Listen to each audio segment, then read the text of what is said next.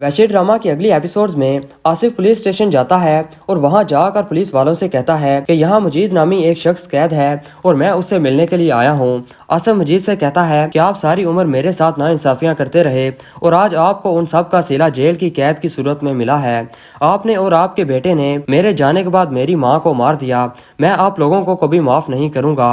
आपका बेटा भी बहुत जल्द आपके साथ इन सलाहों के पीछे होगा। मजीद आसिफ से कहता है कि मुझे माफ कर दो, मैंने वाकई हमेशा तुम्हारे साथ बुरा सलूक किया, लेकिन अब मैं बहुत शर्मिंदा हूँ। तुम्हारी माँ को आमिर की गोली लगी, लेकिन उसने जानबूझकर तुम्हारी माँ को नहीं मारा।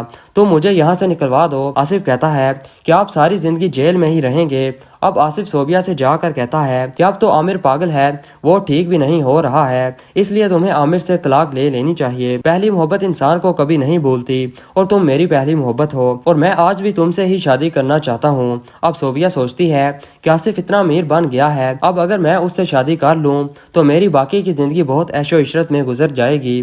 ताहिर से शादी करके मुझे कुछ भी नहीं मिलेगा, इसलिए सोबिया आसिफ को हाँ कर देती है।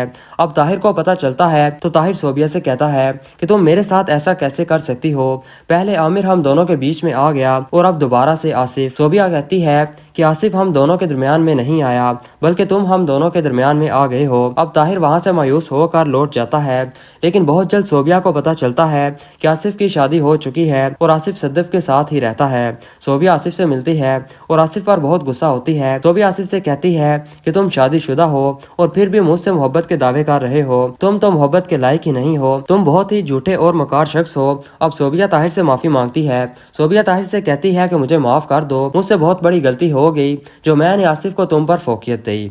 आसिफ तो शादीशुदा है। ताहिर सोबिया से कहता है कि तुम भी कितनी खुदगर्ज हो, आसिफ की दौलत देखकर आसिफ के साथ चल पड़ी और अब जब आसिफ की शादी का पता चला है तो दोबारा मेरे पास आ गई हो। खैर सोबिया आमिर से तलाक ले लेती है और ताहिर से शादी कर लेती है।